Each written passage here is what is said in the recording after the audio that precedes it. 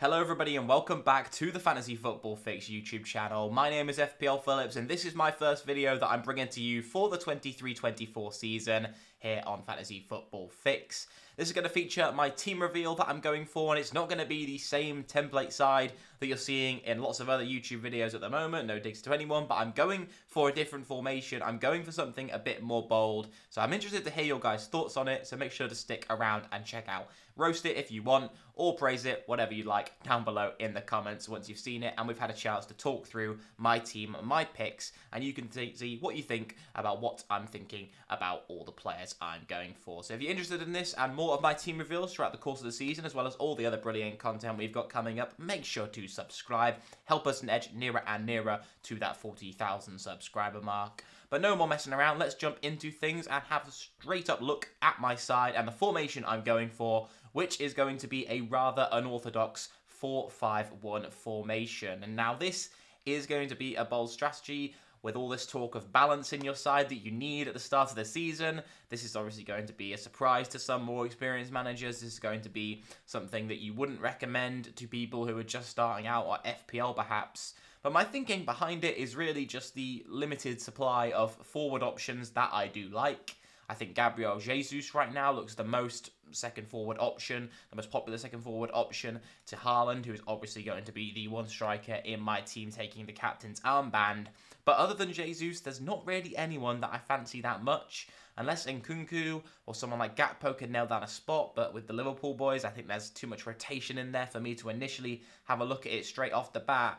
And I am a fan of the early wildcard, and so going with a more aggressive strategy from the get-go isn't something that I have been against in the past, and it's definitely not going to be something that I'm going to shy away from in the future. And whilst it might not be the safest play, I quite like the look of this 4-5-1 draft, so you guys are going to get to see the players in it now and judge whether maybe I could just quite convince you that it might be a viable strategy as well. Well, in goal, I'm going to be going for Aaron Ramsdale, just due to how nice those Arsenal fixtures are. They rank really highly for them. I think the Arsenal defence didn't look as strong as it did at the start of the season when it kind of got towards the end of the campaign. They obviously had a bit of a fall-off. Saliba's injury definitely didn't help that. He'll be back. It looks like they're going to bring in Jurriën Timber as well, which I think should make the Arsenal defence even more solid. Their defenders do rank highly. I do like the look of outfield defenders such as Gabriel or maybe even Zinchenko at 5 million. Edging away from Ben White with that extra 0.5 million price tag on him. But Ramsdale in goal is the one I've decided to go for just because I really like the appeal of the other four defenders I've picked to go for in this draft. But I'm still covering that Arsenal defence. They've got Forest at home, then they followed up with Crystal Palace away and Fulham at home. A really nice start to the season. As mentioned, if I'm going for that early wild card, I'm not focusing on too long a fixture range, even when thinking about someone like my goalkeeper, who I'm not going to want to transfer in and out very often in my side. So when we move into that back four of a defence, you can kind of already peer underneath one of the shirts. So Estepinian of Brighton makes it in alongside Trent, Shaw and John Stones. So four rather popular defender picks, you would argue, but you don't really see them all in the same team combined. Trent is definitely going to be in my side, 8 million. I won't be benching him any week if anyone was considering doing that. I have seen a few teams do never bench Trent. 8 million in this new system, in this new position that he's playing. Loads and loads and loads of attacking threat. You know all the reasons why he should be in your sides.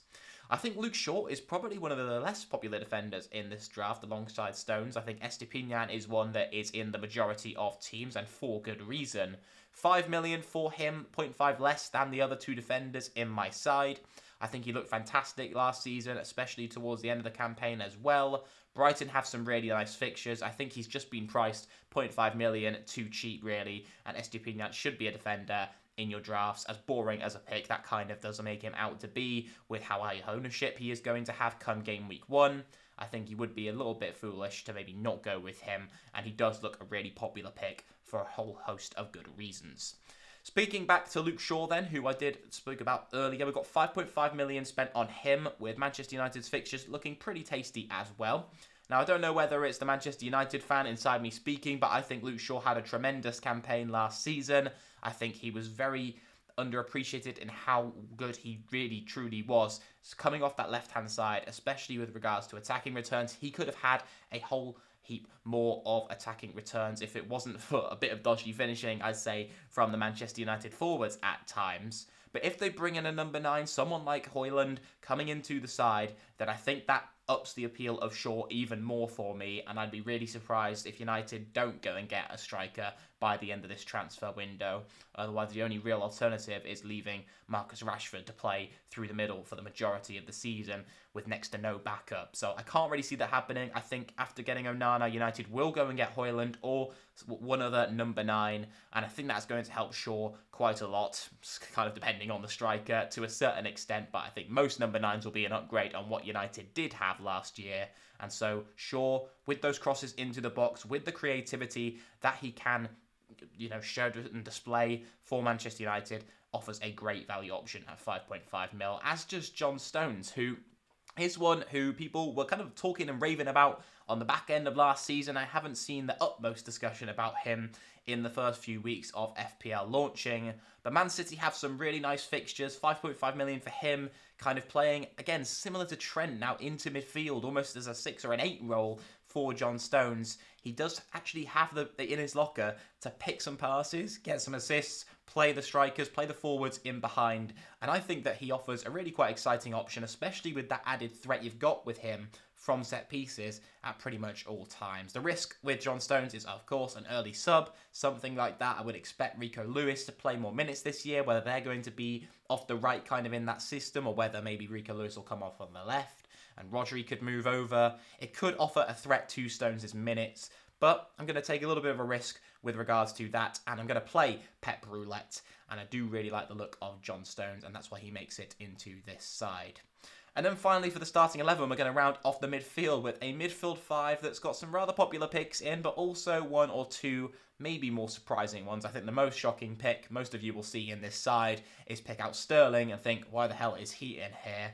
Well, again, I'm taking a little bit of a risk. I think Sterling could kind of be this year's Marcus Rashford, where he's suffered a really big price fall, he's had a pretty poor year, but he could offer a real great value option if Chelsea can hit the ground running well in the first couple of games of 23-24. And I'm kind of taking that risk that Chelsea will do that under Pochettino. I think they're definitely going to improve. I don't mind the look of Mudryk either. Most people, I think, will make the sensible decision, which I think is probably to start with an extra Arsenal attacker and then switch over to a Chelsea midfielder or forward if they do start off well. So Sterling or Nkunku, whoever that is, you get a little bit of extra time to assess how those players are performing and whether Chelsea as a whole side are performing. But I like to be one to jump on the bandwagon early. There's no more satisfying feeling in FPL really than having a player in your draft and then scoring some big points and then everyone else jumping on them, and then they either continue to do so or they drop off and you've still got the added gain. So I quite like taking a risk going for that, which I have done with Raheem Sterling. We've then got Marcus Rashford and Bruno Fernandes in for Manchester United, who I think, again, maybe it's the Man United fan in me, but are going to offer 2 great value options at the start of the year. Fernandes on penalties. I do like Rashford a little bit more, so I could only have one. I would have Rashford in this side. But then I've also gone with the popular pick of Mbeumo at 6.5 million. I was going to have him in my team probably if he was a forward. I like the look of Visser as well, who is a 6 million forward from Brentford. But Mbeumo in midfield on penalties. With Tony out, his data improves a lot, which I've assessed and judged for myself using the player heat maps tool on Fantasy Football Fix. I've compared him with Tony on the pitch versus without Tony off the pitch, which is an awesome tool to use, which you can do so via the Fantasy Football Fix website. Links in the description if you want to check out the tool for yourself, as well as all the other tools that we have on offer. But yeah, that's going to round off my midfield 5, and this team basically kind of has no depth. So I have one backup player on the bench. I could just have a 4.0 million defender and have that 0.5 mil in the bank, which is a popular option for a lot of managers to be able to catch price rises, etc., or not be pressured into making early moves to catch those early price rises of the season. So I could downgrade Matty Cash, who I've got in right now, as kind of a 4.5 mil defender placeholder, to someone like Bell of Luton, Bayer of Burnley. You've heard of these guys, Baldock of Sheffield United. They seem the most popular 4.0 defenders. We've got Areola, who's probably got the most chance of being a starting 4.0 keeper, with him looking to take some minutes off Fabianski. And then I've got Balogun. I don't know how to pronounce that guy's name, unfortunately, of Arsenal, who could look like he might get a move away to another Premier League club. That's the only reason I've got him in here right now. I wouldn't use him to take up an Arsenal slot come the start of the season if he still hasn't found a move, just for the record. And then Archer as well, just another 4.5 million forward fodder. So yeah, taking a bit of a risk, not too easy to move a forward up to someone like an Nkunku or Jesus if they hit the ground running. What it would require essentially is just me to downgrade one of my midfielders and switch over to a 4-4-2. It's not too easy for me to switch over to a 3-5-2 formation due to the kind of balance of my team. But that's how I'm getting the value out of this 4-5-1. So it's a bit of a bold strategy. I accept that. Let me know what you guys think of my draft down below in the comments. I'm very interested to hear about that, as well as maybe any other dilemmas that you're having with regards to picking between two players or whatever for your teams. Let me know down below. I might even use the Fantasy Football Fix tools to try and help you out with making my decision and giving you my opinion on these, but you can check them all out for yourselves via the links in the description. Thank you very much for tuning in to my first video. Welcome back to the channel. I hope you stay with us for the course of the year, and I will catch you in the next one. Goodbye.